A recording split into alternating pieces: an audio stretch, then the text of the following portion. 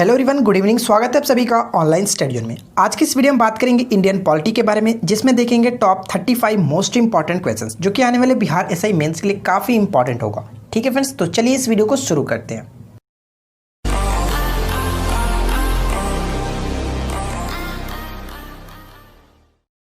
तो फ्रेंड्स, आज की इस वीडियो का फर्स्ट क्वेश्चन ये कह रहा है कि संविधान के किस अनुच्छेद के अंतर्गत पंचायतों में अनुसूचित जातियों और जनजातियों के लिए सीटें आरक्षित हैं। इस क्वेश्चन का राइट आंसर क्या होगा बताइए। इसका करेक्ट आंसर है ऑप्शन नंबर ए, यानी कि 243 के फोर्थ में। ठीक है फ्रेंड्स, इस क्वेश्चन का राइट आंसर होगा ऑप्शन नंबर ए। क्लियर। मैं आपको बता दूं कि 73वें संविधान संशोधन के द्वारा इसमें कुछ चेंजेस किए गए थे, जैसे कि एक नया भाग जोड़ा गया था जिसको हम लोग कहते हैं भाग 9। ठीक है, भाग 9 जोड़ा गया था और उसी के साथ अनुसूची 11 भी जोड़ी गई थी। ठीक है फ्रेंड्स, और उसी के अंतर्गत जो कि यहाँ पे आप कह सकते हैं कि पंचायती राज्यों में अनुसूचित जातियों और अनुसूचित जनजातियों के लिए जो सीटें आरक्षित है वो 243 के डी के अंतर्गत रखा गया। तो ऑप्शन ए यहाँ पे करेक्ट हो जाता है। निम्न में से कौन संविधानेतर यानी कि एक्स्ट्रा कॉन्स्टिट्यूशनल संस्था है? बताइए फ्रेंड्स, इस क्वेश्चन का राइट आंसर क्या होगा। इसका करेक्ट आंसर है ऑप्शन नंबर सी, यानी कि योजना आयोग। योजना आयोग का संविधान में कोई भी उल्लेख नहीं है और इस तरह से कह सकते हैं कि असंवैधानिक आयोग है। ठीक है फ्रेंड्स, यानी कि असंवैधानिक संस्था है। ऑप्शन नंबर सी यहाँ पे बिल्कुल करेक्ट आंसर हो जाता है। योजना आयोग के बारे में सब चीज़ आपको पता ही होगा कि इसका स्थापना कब हुआ था, 15 मार्च 1950 को, जिसके जो अध्यक्ष होते हैं वो प्रधानमंत्री होते हैं, लेकिन जस्ट इसी को चेंज करके नीति आयोग कर दिया गया था। तो ये बात आप सभी को पता होगा 2015 में। ठीक है, चलिए आगे बढ़ते हैं और नेक्स्ट क्वेश्चन देखिए क्या कह रहा है। भारत में संघीय वित्त आयोग संबंध रखता है। इसका राइट आंसर है ऑप्शन नंबर बी, यानी कि राज्यों एवं केंद्र के बीच। ठीक है फ्रेंड्स, केंद्र के बीच से ये संबंध रखता है जो कि वित्त आयोग। तो इस क्वेश्चन का राइट आंसर होगा ऑप्शन नंबर बी। मैं आपको बता दूं फ्रेंड्स, इसकी स्थापना जो की गई थी वो 1951 में की गई थी और संविधान में अगर बात करें तो 280 अनुच्छेद के तहत प्रत्येक 5 वर्ष पे राष्ट्रपति के द्वारा गठन किया जाता है वित्त आयोग का। ठीक है, जिसमें एक अध्यक्ष और 4 जो कि सदस्य इसमें इंक्लूड किए जाते हैं। तो ये पॉइंट भी आप याद रखेंगे। क्वेश्चन नंबर 4 में देखिए क्या कह रहा है कि निम्नलिखित कथनों पर विचार कीजिए, यानी फर्स्ट, सेकंड, थर्ड पॉइंट्स को पढ़ना है और उसके बाद बताना है फ्रेंड्स कि यहाँ पे उपरोक्त कथनों में से कौन सा कथन सही है। तो चलिए फिर एक एक करके पॉइंट्स को क्लियर करते हैं। सबसे पहला पॉइंट में क्या है कि लोकलेखा की संसदीय समिति लोकसभा के अधिकतम 30 सदस्यों को शामिल करती है। ठीक है फ्रेंड्स, मैं आपको बता दूं पहला पॉइंट गलत हो जाता है। क्यों? क्योंकि लोकलेखा की जो संसदीय समिति होती है, जिसको कहते हैं संसदीय समिति, लोकसभा के इसमें टोटल फ्रेंड्स 22 सदस्यों को इंक्लूड किया जाता है। ठीक है, 22 सदस्य होते हैं, जिसमें से फ्रेंड्स आपको बता दूं कि 15 सदस्य ही होते हैं लोकसभा से और 7 सदस्य होते हैं जो कि राज्यसभा से होते हैं। तो यहाँ पे जो 30 दिया गया वो बिल्कुल गलत है। ठीक है, तो ये पॉइंट आप याद रखेंगे। तो पहला पॉइंट जो कि गलत हो जाता है। सेकंड पॉइंट के बारे में बात करें तो फ्रेंड्स इसमें क्या कह रहा है कि सरकार के विनियोग तथा वित्त लेखाओं की जांच करती है। ये पॉइंट बिल्कुल करेक्ट है। और थर्ड पॉइंट के बारे में बात करें तो यहाँ पे देख सकते हैं कि भारत के नियंत्रक महालेखा परीक्षक की जो कि रिपोर्ट की जांच करती है। तो ये पॉइंट भी बिल्कुल करेक्ट है। तो यहाँ पे 2 और 3 सही होना चाहिए, इसलिए राइट आंसर हम सी को टिक करेंगे, केवल 2 और 3 वनली। ठीक है, option number C will be correct answer. Bharat में त्रिस्तरीय पंचायती राज प्रणाली का प्रस्ताव किसने किया था? इस क्वेश्चन का करेक्ट आंसर होगा ऑप्शन नंबर ए, यानी कि बलवंत राय मेहता समिति। ठीक है friends, option A will be correct answer. ठीक है, लेकिन आपको ध्यान रखना है कि जो अशोक मेहता समिति है, इन्होंने पंचायती राज प्रणाली के बारे में कहा था, लेकिन इन्होंने 2 स्तरीय कहा था, जबकि बलवंत राय मेहता जी ने त्रिस्तरीय कहा था। तो ये दोनों में डिफरेंसेस है और इन दोनों को आप याद रखेंगे। क्वेश्चन नंबर 6 में क्या कह रहा है, भारत के संविधान से संबंधित निम्नलिखित युगों में से कौन सा एक सही सुमेलित नहीं है? तो बताइए फ्रेंड्स यहाँ पे कौन सही सुमेलित नहीं है। तो बात करें इस क्वेश्चन के करेक्ट आंसर का, तो यहाँ पे राइट आंसर होगा ऑप्शन नंबर बी, यानी कि शेयर बाजार जो होता है वो समवर्ती सूची के अंतर्गत नहीं आता है। शेयर जो बाजार है ये फ्रेंड्स संघ सूची के अंतर्गत आता है। ठीक है, ऑप्शन नंबर आप में ये बिल्कुल करेक्ट होगा, तो ये पॉइंट आप याद रखेंगे। ऑप्शन नंबर बी होगा, sorry, option B will be correct answer. ठीक है, आगे बढ़ते हैं। बाकी ऑप्शंस बिल्कुल सही तरीके से मैच किया, तो आप इन सभी को याद रखेंगे। अगला क्वेश्चन ये कह रहा है कि संवैधानिक प्रणाली के असफल हो जाने पर किसी राज्य में राष्ट्रपति शासन संविधान के किस धारा के अंतर्गत लागू किया जाता है? यानी आपको ये बताना है कि जो राष्ट्रपति शासन लागू होता है वो किस अनुच्छेद के तहत होता है। सिंपल सा क्वेश्चन है। इस क्वेश्चन का राइट आंसर होगा ऑप्शन नंबर सी, यानी फ्रेंड्स 356 के तहत, आर्टिकल 356 के तहत राष्ट्रपति शासन लागू होता है। ठीक है, आपको पता है कि हमारे संविधान में 3 प्रकार के आपातकाल की व्यवस्था की गई है, जिसमें 352 जो होता है वो राष्ट्रीय आपात से संबंध रखता है, और 356 जो होता है फ्रेंड्स वो राष्ट्रपति शासन, ठीक है, और 360 जो था वो वित्तीय आपात के बारे में कही गई है। तो इन तीनों पॉइंट्स को आप याद रखेंगे, कहीं ना कहीं ये पेपर में अक्सर पूछा जाता है, तो option C will be correct answer. Question number 8 देखिए क्या है कि निम्न में से किसकी नियुक्ति राज्य का राज्यपाल नहीं करता। राज्य का राज्यपाल नहीं करता, ये आपको बताना, ठीक है फ्रेंड्स। तो इस क्वेश्चन का राइट आंसर होगा ऑप्शन नंबर सी, यानी कि उच्च न्यायालय के जो न्यायाधीश होते हैं इनकी नियुक्ति राज्यपाल के द्वारा नहीं की जाती है। तो मैं आपको बता दूं, आर्टिकल 217 के फर्स्ट के तहत क्या होता है कि उच्च न्यायालय के न्यायाधीश की नियुक्ति का संबंध रखा गया। इसके अंतर्गत इसमें यह कहा गया है कि उच्च न्यायालय के जो न्यायाधीश की नियुक्ति होगी वो उच्चतम न्यायालय के मुख्य न्यायाधीश और संबंधित राज्य के राज्यपाल और उच्च न्यायालय के न्यायाधीश, जो उच्च न्यायालय के जो मुख्य न्यायाधीश होंगे, इन तीनों के सिफारिश पे परामर्श पर राष्ट्रपति के द्वारा की जाएगी। तो आई होप कि ये बात आप समझ चुके होंगे, ठीक है। लेकिन एक चीज मैं आपको और क्लियर कर दूं फ्रेंड्स कि लोक सेवा आयोग के सदस्यों और जो महाधिवक्ता होते हैं उनकी नियुक्ति राज्यपाल के द्वारा मुख्यमंत्री के सिफारिश पे की जाती है। तो ये दोनों पॉइंट्स भी आप याद रखेंगे, क्लियर। तो यहाँ पे इस क्वेश्चन का करेक्ट आंसर होगा ऑप्शन नंबर सी, क्लियर। आगे बढ़ते हैं, देखिए नेक्स्ट क्वेश्चन में क्या कह रहा है कि निम्नलिखित कथनों पर विचार कीजिए, यानी फर्स्ट और सेकंड पॉइंट्स को पढ़िए और उसके बाद बताइए कि कौन सा कथन सत्य है। तो चलिए एक एक करके देखते हैं। पहला पॉइंट्स में क्या कह रहा है कि किसी राज्य के राज्यपाल के विरुद्ध उसकी पदावधि के दौरान किसी न्यायालय में कोई दंडिक कार्यवाही संस्थित नहीं की जाएगी। ये बिल्कुल करेक्ट है कि राज्यपाल की जो, अगर किसी राज्य के राज्यपाल जो होंगे उनके विरुद्ध उसकी पदावधि के दौरान, यानी कि जब वो पद पे आसीन रहे उस समय उन पर कोई भी कार्यवाही नहीं की जा सकती है। ये पॉइंट बिल्कुल करेक्ट है। सेकंड पॉइंट के बारे में बात करें तो किसी राज्य के राज्यपाल की परिलंबिया और भत्ते उसकी पदावधि के दौरान कम नहीं किए जाएंगे। ये भी बिल्कुल करेक्ट है फ्रेंड्स कि यहाँ पे उनकी जो भत्ते होते हैं, उनका जो वेतन होता है उसमें कोई भी कमी नहीं की जा सकती है। तो यानी कि ऑप्शन बी बिल्कुल करेक्ट होगा, दोनों ही की दोनों पॉइंट्स बिल्कुल करेक्ट है। Option B will be correct answer, ठीक है। आगे बढ़ते हैं और देखिए क्वेश्चन नंबर 10 में क्या कह रहा है कि भारत में उच्च न्यायालय के न्यायाधीश की जो पद की शपथ होता है वो कौन दिलाता है। काफ़ी अच्छा प्रश्न है कि उच्च न्यायालय के जो न्यायाधीश होते हैं, यानी कि हाई कोर्ट के जो न्यायाधीश होते हैं, जो जज होते हैं, उनकी नियुक्ति, उनको शपथ कौन दिलाता है। तो इस क्वेश्चन का राइट आंसर होगा ऑप्शन नंबर बी, राज्य का राज्यपाल। Option B will be correct answer, याद रखेंगे, ठीक है फ्रेंड्स। इस शपथ का प्रारूप संविधान की 3री अनुसूची में किया गया। आपको पता है कि विभिन्न पदाधिकारी होते हैं, उनके बारे में जो शपथ ग्रहण के बारे में बात की है वो संविधान की 3री अनुसूची में बात की है, जिसकी अनुसूचियों की कुल संख्या 12 है, जिसमें से जो दूसरी अनुसूची होते हैं वो विभिन्न पदाधिकारियों के वेतन से संबंध रखता है, लेकिन 3री अनुसूची का संबंध इनके शपथ से ग्रहण होता है, ठीक है, याद रखना है। आगे बढ़ते हैं और नेक्स्ट क्वेश्चन देखिए क्या कह रहा है। अंतिम अपीलीय न्यायालय कौन सा है, ठीक है फ्रेंड्स, अंतिम अपीलीय न्यायालय कौन सा है। इस क्वेश्चन का राइट आंसर होगा ऑप्शन नंबर बी, यानी कि बहुत ही सिंपल क्वेश्चन है, सुप्रीम कोर्ट, ठीक है फ्रेंड्स। तो ऑप्शन यहाँ पे बी बिल्कुल करेक्ट हो जाता है, क्लियर। आगे बढ़ते हैं, नेक्स्ट क्वेश्चन देखिए क्या है कि नियंत्रक एवं महालेखा परीक्षक की नियुक्ति राष्ट्रपति के द्वारा की जाती है, अपने पद से उसे हटाया जाता है। यानी कि नियुक्ति तो राष्ट्रपति के द्वारा की जाती है, लेकिन उसको उसके पद से हटाने का जो प्रक्रिया होता है वो किसके द्वारा किया जाता है, ये आपको बताना है। इस क्वेश्चन का करेक्ट आंसर होगा ऑप्शन नंबर बी, यानी कि संसद के दोनों सदनों के संबोधन पर, ठीक है friends. Option B will be correct answer. मैं आपको बता दूं कि 148 के फर्स्ट के अनुसार राष्ट्रपति जो होते हैं इनकी नियुक्ति करते हैं, यानी कि नियंत्रक एवं महालेखा परीक्षक की नियुक्ति करते हैं, और पद से हटाने के लिए जिस रीति रिवाज का प्रयोग किया जाता है, जिसका आधार का प्रयोग किया जाता है, सेम टू सेम उसी टाइप का होता है जो कि उच्चतम न्यायालय के न्यायाधीश को हटाया जाता है। यानी कि जिस तरह से उच्चतम न्यायालय के न्यायाधीश को हटाया जाता है उसी तरह से जो कि महालेखा परीक्षक को भी हटाया जाता है। तो ये पॉइंट्स आप याद रखेंगे, ऑप्शन बी करेक्ट हो जाता है। क्वेश्चन नंबर 13 में देखिए क्या है कि निम्नलिखित में से कौन संसद की लोक लेखा समिति की बैठक में उपस्थित रहता है। इस क्वेश्चन का करेक्ट आंसर होगा ऑप्शन सी, यानी फ्रेंड्स भारत के नियंत्रक एवं महालेखा परीक्षक। Option C will be correct answer, ठीक है। आगे बढ़ते हैं, क्वेश्चन नंबर 14 क्या है कि अपना त्यागपत्र देने के बाद भारत में एक मंत्री को अपने त्यागपत्र के विषय में लोकसभा में व्यक्तिगत वक्तव्य देने के लिए किसकी अनुमति की आवश्यकता होती है। इस क्वेश्चन का राइट आंसर क्या होगा। इसका करेक्ट आंसर ऑप्शन सी, यानी कि स्पीकर, जो लोकसभा के अध्यक्ष होंगे उनकी जो कि अनुमति लेना आवश्यक होता है, ठीक है फ्रेंड्स। तो ये पॉइंट आप याद रखेंगे, क्लियर। आगे बढ़ते हैं, देखिए नेक्स्ट क्वेश्चन में क्या कह रहा है कि निम्नलिखित भाषाओं पर विचार कीजिए। यानी आपको फ्रेंड्स गुजराती, कन्नड़ और तेलुगु के बारे में आपको ये बताना है कि उपरोक्त में से किसको सरकार ने जो कि क्लासिकल भाषा के रूप में घोषित किया है। तो बताइए इसका राइट आंसर क्या होगा। तो इस क्वेश्चन का करेक्ट आंसर बताने से पहले मैं आपको क्लियर कर दूं फ्रेंड्स कि भारत में अब तक कुल 6 भाषाओं को क्लासिकल लैंग्वेज जो कि चुना गया, ठीक है। तो ये पॉइंट समझ सकते हैं। और ये इन 6 भाषाओं में कौन कौन शामिल है तो उनको भी आपको बताता हूँ। उनके नामों को ध्यान से सुनिएगा।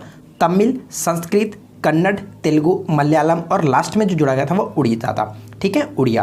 तो ये कह सकते हैं फ्रेंड्स कि 6 भाषाओं में यहाँ पे कौन कौन सा आता है तो तेलुगु आता है और कन्नड़ आता है, गुजराती शामिल नहीं है। तो ऑप्शन यहाँ पे आपका क्या होना चाहिए, बी बिल्कुल करेक्ट होगा, ओनली 2 एंड 3, ठीक है friends. Option B will be correct answer. आगे बढ़ते हैं और देखिए नेक्स्ट क्वेश्चन में क्या है। अगला पॉइंट ये बनता है कि संविधान में मंत्रिमंडल शब्द का एक ही बार प्रयोग हुआ है और वो कहाँ पे हुआ है। मंत्रिमंडल शब्द का जो प्रयोग किया गया वो कहाँ पे किया गया। इस क्वेश्चन का करेक्ट आंसर है ऑप्शन नंबर ए, यानी कि आर्टिकल 352 के बी में। मैं आपको बता दूं कि जो कि आर्टिकल हमारा 352 के खंड जो 3 है इसमें बात की गई। इसके अनुसार राष्ट्रपति आपातकाल की उद्घोषणा तभी कर सकते हैं जब मंत्रिमंडल उसे लिखित रूप से जो कि संसूचित कर दे, ठीक है। तो इसी के अंतर्गत मात्र एक बार मंत्रिमंडल शब्द का प्रयोग किया गया। तो राइट आंसर इसलिए ऑप्शन ए को आप टिक करेंगे। क्लियर। आगे बढ़ते हैं। नेक्स्ट क्वेश्चन क्या कह रहा है कि संघीय मंत्रिमंडल का पुनर्गठन किसकी रिपोर्ट पर आधारित था। तो बताइए फ्रेंड्स इस क्वेश्चन का राइट आंसर क्या होगा। संघीय मंत्रिमंडल का पुनर्गठन किसकी रिपोर्ट पर आधारित था।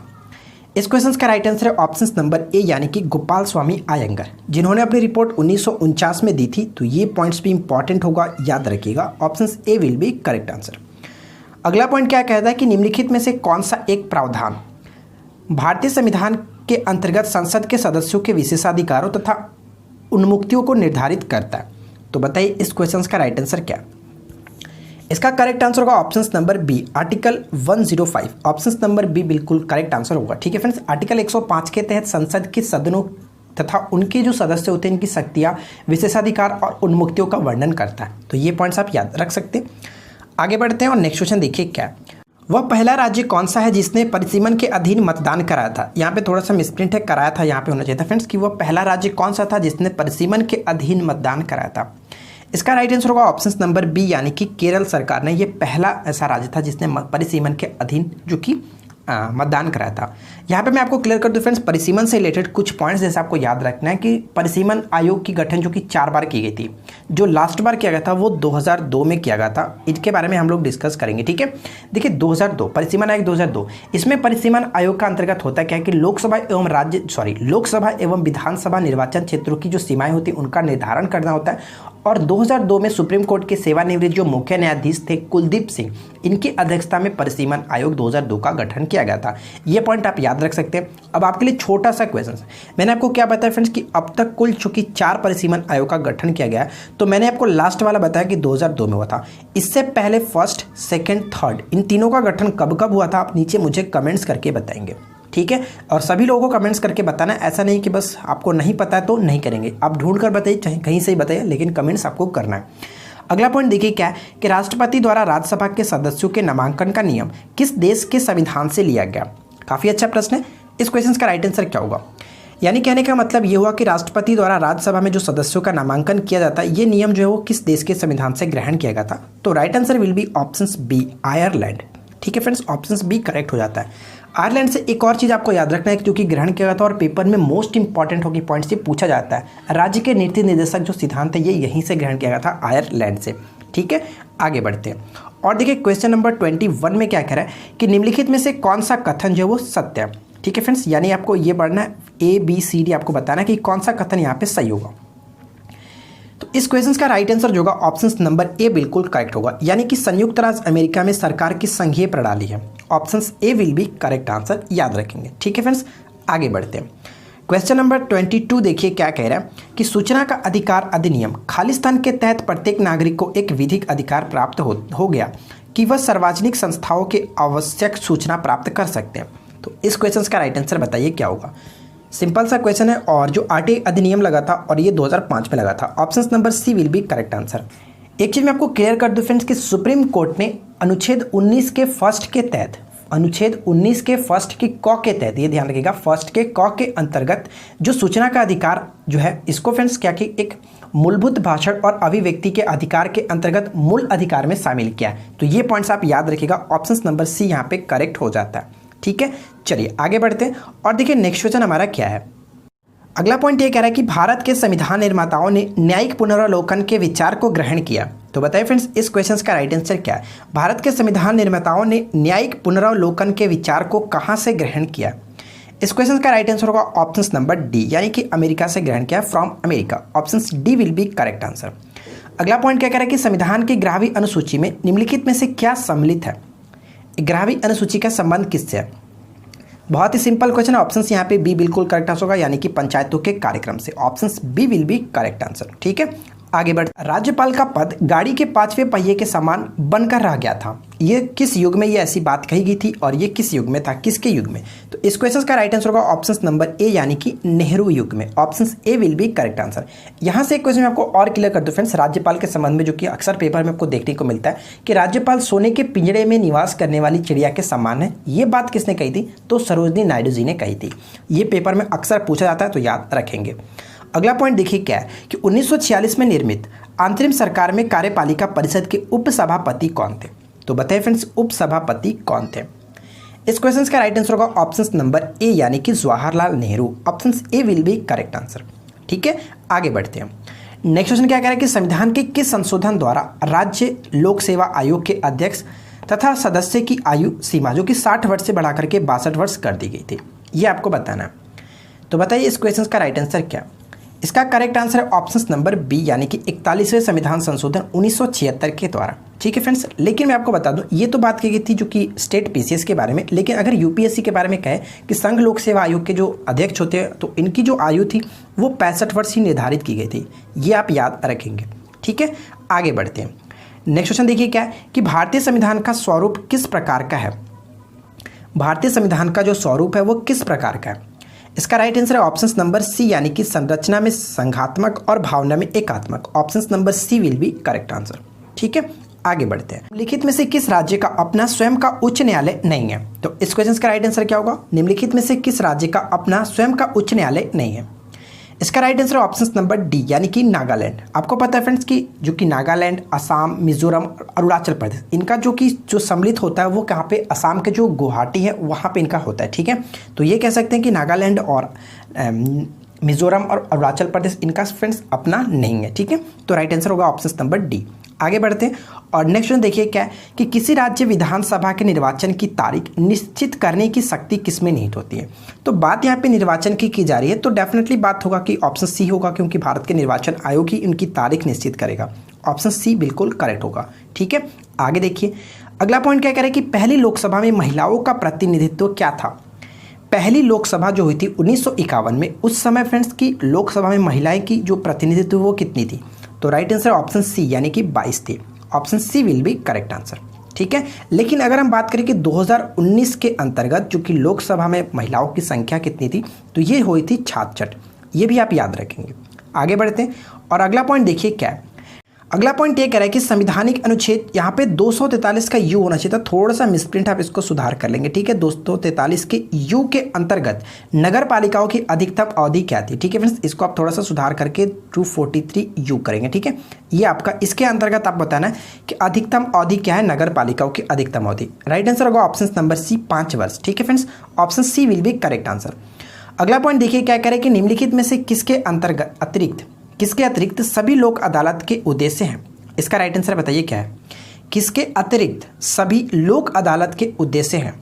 इसका राइट आंसर होगा ऑप्शन नंबर सी, यानी कि आम आदमी के हाथ में शासन करने की शक्ति दीजिए। ये पॉइंट बिल्कुल जो कि राइट आंसर होगा। इसके अतिरिक्त सभी जो होंगे वो बिल्कुल करेक्ट होगा। Option C will be correct answer. अच्छा, पहला क्वेश्चन से यहाँ से पूछा सकता है कि पहला जो लोक अदालत था, पब्लिक कोर्ट्स जो था, वो कहाँ पर आयोजन किया गया था। तो गुजरात में आयोजन किया गया था। कब, तो 1982 में। ये आप याद रखेंगे। ठीक है फ्रेंड्स, लोक अदालत यानी कि पब्लिक कोर्ट सबसे पहले गुजरात में आयोजन किया था 1982 में। ये पॉइंट इंपॉर्टेंट है, पूछा जा सकता है। अगला क्वेश्चन क्या बनता है कि निम्नलिखित में से संसद की सबसे बड़ी समिति है। बताइए संसद की सबसे बड़ी समिति कौन है। तो इसका राइट आंसर होगा ऑप्शन नंबर ए, यानी कि आकलन समिति। Option A will be correct answer, याद रखेंगे। ठीक है फ्रेंड्स, आगे बढ़ते हैं।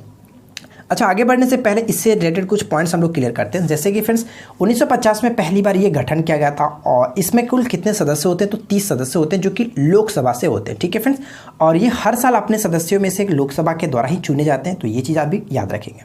इसी को फ्रेंड्स प्राक्कलन समिति भी कहा जाता है। अगला क्वेश्चन देखिए क्या है कि निम्नलिखित में से कौन से मुख्य न्यायाधीश भारत के राष्ट्रपति भी रह चुके थे। यानी आपको ये बताना है कि जो मुख्य न्यायाधीश थे, ठीक है, वो भारत के मुख्य न्यायाधीश थे और भारत के राष्ट्रपति भी रह चुके थे। इसका राइट आंसर क्या होगा? इसका correct answer option A will be correct answer, M Hidayatullah. Option A will be correct answer. ठीक है फ्रेंड्स, तो देखिए आज की इस वीडियो में 35 जो मैंने क्वेश्चन आपके साथ डिस्कस किया वो काफ़ी अच्छे प्रश्न थे, तो उम्मीद करता हूँ कि ये वीडियो आपको ज़रूर अच्छी लगी होगी। वीडियो पसंद आया तो वीडियो को लाइक कीजिए, अपने दोस्तों के साथ भी शेयर कीजिए। हम मिलते हैं आपके साथ इसी प्रकार के नेक्स्ट वीडियो में किसी नए टॉपिक के साथ। Thanks for watching, keep learning, have a good day.